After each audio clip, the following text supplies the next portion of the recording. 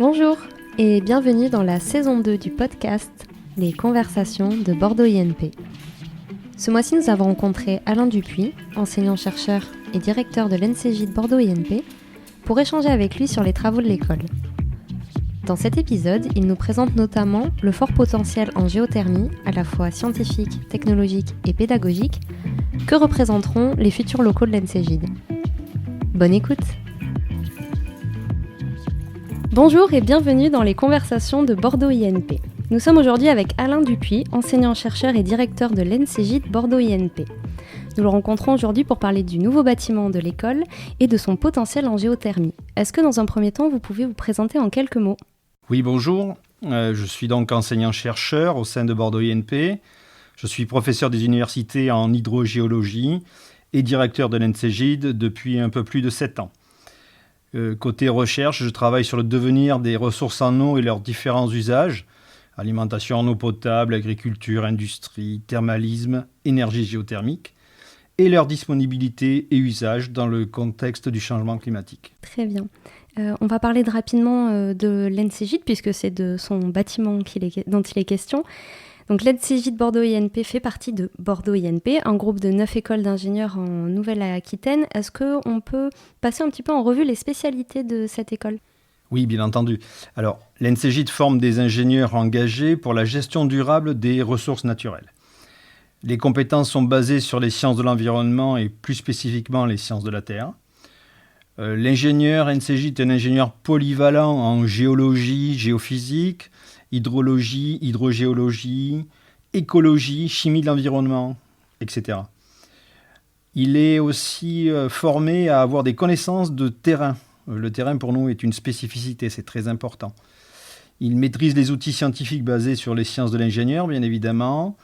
Il est intégré dans un contexte d'entreprise, territorial et sociétal.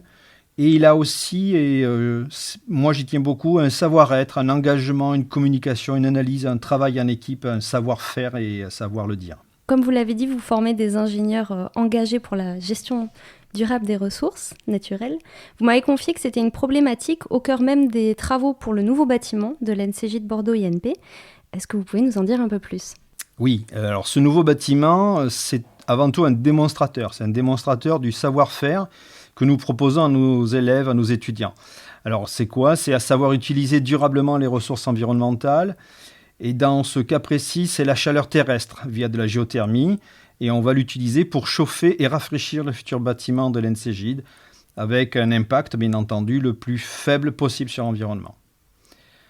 Pour ce faire, nous proposons d'utiliser ce que nous appelons un doublet géothermique réversible pour extraire des calories et des frigories du sous-sol, et plus précisément d'une nappe d'eau souterraine captive dans le sous-sol de Bordeaux. Alors le doublet géothermique est dit réversible, ça signifie qu'en hiver, on utilise de l'eau de la nappe pour réchauffer le bâtiment à l'aide d'une pompe à chaleur. Et ce faisant, une fois qu'on a extrait les calories de l'eau, cette eau refroidie est réinjectée dans la nappe par le second forage. En été, on inverse le processus, on prélève de l'eau de la nappe par le puits qui a servi à réinjecter l'eau d'hiver. On utilise donc une eau froide pour rafraîchir le bâtiment via la pompe à chaleur. Et du coup, on produit une eau qui se réchauffe. C'est cette eau que l'on réinjecte dans le premier puits vers la nappe.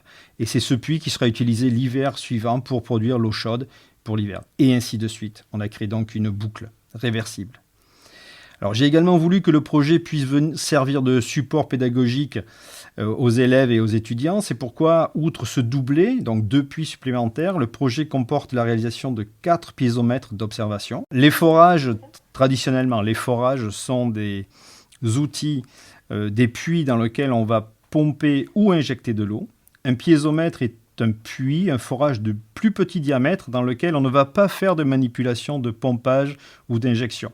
Mais on va aller faire des mesures à l'intérieur de ces piézomètres. Voilà. Donc le projet comporte 4 piézomètres de plus. On en avait déjà 4. Ça porte à 8 équipements supplémentaires qui vont être équipés de capteurs de données d'enregistrement qui vont enregistrer le fonctionnement de ce système. Et ce sont ces données qui seront utilisées comme des supports d'enseignement dans les différentes filières de l'NCJ. D'accord, d'où la portée pédagogique de ces travaux d'aménagement également du bâtiment. D'où la portée pédagogique. Par rapport au processus des travaux, comment ça prend place ? Alors par rapport aux travaux, les forages ils sont faits de manière synchrone avec le bâtiment. C'est-à-dire qu'actuellement le bâtiment est en construction, les forages ont été réalisés de manière synchrone, ils sont un peu éloignés du bâtiment, ils vont être connectés au bâtiment par effectivement de la tuyauterie, des canalisations souterraines, thermorégulées, et tout ça va se rejoindre dans une seule pièce, qui sera la pièce dite de la pompe à chaleur, dans laquelle les échanges thermiques avec ce circuit primaire vont se faire. Ensuite, c'est comme une station de chauffage, il y aura un circuit secondaire à l'intérieur, à la fois pour chauffer et à la fois pour rafraîchir le bâtiment. D'accord. Et est-ce que c'est une solution, en tout cas, est-ce que c'était une volonté dès qu'il a été question de faire un nouveau bâtiment pour l'NCJ de Bordeaux ANP, est-ce que c'est une question qui a tout de suite été abordée ? Tout à fait. C'était volontaire et réfléchi. On voulait que le bâtiment soit un démonstrateur. Je crois au développement de la géothermie, on va dire, mais d'une géothermie un peu plus, je dirais 2.0, même si j'aime pas cette expression. C'est une géothermie un peu plus évoluée que ce que l'on fait classiquement. Sauf que quand on veut parler de ça à des décideurs, il faut pouvoir le démontrer. Ce bâtiment-là, outre son aspect, on va dire, pédagogique, doit être un démonstrateur. Et c'est comme ça qu'on a choisi d'en faire ce que l'on avait, avec nos recherches, conduit déjà en termes de simulation. Donc oui, c'est une volonté qui existe depuis le tout début. Et c'est d'ailleurs dans le cahier des charges du bâtiment. C'est inscrit comme ça. D'accord. Et justement, vous disiez que ce n'était pas une méthode classique, entre guillemets. Est-ce qu'on peut parler de quelque chose de plutôt innovant pour ce bâtiment-là ? Ou c'est une solution qui existait déjà, mais qui est peut-être peu pratiquée ?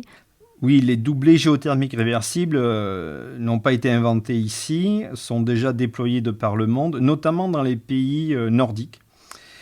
Sauf que l'on veut aller plus loin, nous on veut utiliser cette infrastructure, justement grâce au piézomètre d'observation, pour prouver que l'on peut stocker de l'énergie, soit du chaud, soit du froid, dans le sous-sol. Autrement dit, envisager le sous-sol comme une véritable infrastructure de stockage qui peut répondre à des attentes d'adaptation au changement climatique, de besoins en chaud et de besoins en froid. Alors, on ne l'a pas inventé, mais on l'a bel et bien adapté parce que traditionnellement, ces systèmes qu'on appelle des ATES. ATES, c'est un acronyme, ça veut dire Aquifer Thermal Energy Storage. Okay. Ces ATES sont déployés dans le nord de l'Europe sur des nappes libres, autrement dit des nappes proches de la surface. Nous, ici, on a un contexte un peu plus hydrogéologiquement un peu plus compliqué. On va aller implanter ces bulles d'eau chaude et d'eau froide dans une nappe qui est captive, c'est-à-dire à 70 mètres de profondeur, qui ne se renouvelle pas tous les ans, et donc il y a d'autres propriétés. Donc ça, là, on apporte de la connaissance en faisant une telle expérimentation. Et on veut donc montrer que c'est faisable. Pourquoi ? Parce qu'au lieu de faire un point qui prélève, on passe par une pompe à chaleur ou un échangeur thermique et on fait de la production d'eau chaude. Nous, on veut être en capacité d'inverser le process pour pouvoir rafraîchir notre bâtiment. Pourquoi ? Parce qu'en été, sous nos latitudes, on va passer de plus en plus souvent les 40 degrés et il faut absolument rafraîchir le bâtiment. Et puis d'un point de vue énergétique, c'est intéressant. Pourquoi ? Parce que dans les bâtiments modernes, avec le changement climatique, la demande d'énergie pour le rafraîchissement devient de plus en plus importante, voire devient supérieure à celle en hiver. Pourquoi ? Parce que maintenant, nos bâtiments sont de mieux en mieux isolés, donc on sait faire pour l'hiver, mais pour l'été, il faut rafraîchir. Le système qu'on propose est donc un système qui s'adapte et qui permet de faire les deux en même temps. Voilà. Et en plus, l'énergie est décarbonée. L'énergie est, pardon ? Décarbonée. D'accord. On n'utilise que de l'eau chaude ou de l'eau froide. On n'a pas d'émissions de gaz à effet de serre, on n'a pas d'émissions de CO2 dans l'atmosphère, puisqu'on ne fait que reprendre des calories d'une eau. Cette eau, en plus, elle est intégralement rendue au milieu naturel après avoir échangé ces calories. Vous faites du recyclage Complètement. C'est un circuit certes ouvert.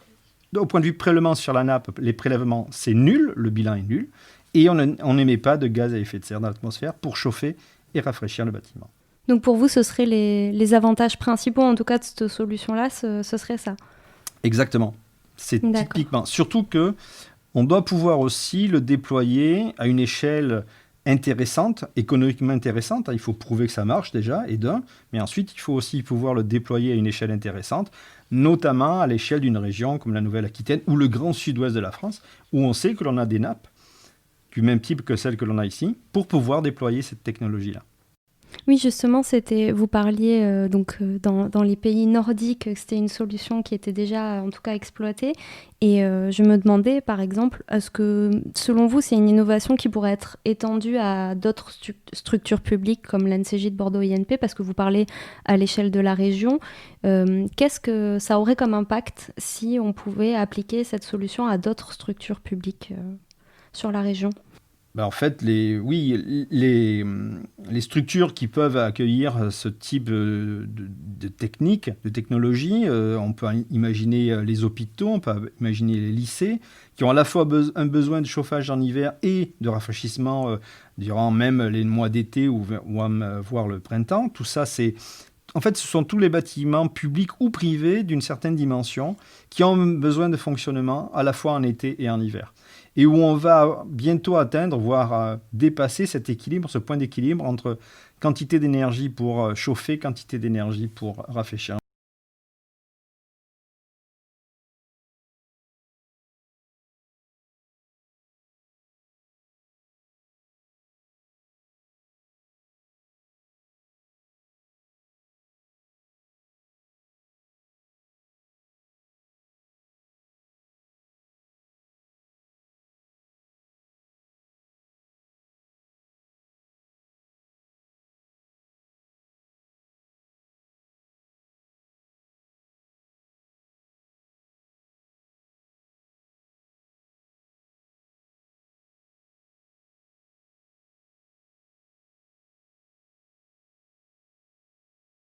Donc déjà, on a ce gain-là.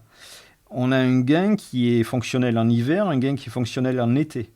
Donc nous, on est en train de lancer, on a une thèse qui est également lancée en collaboration avec un partenaire industriel,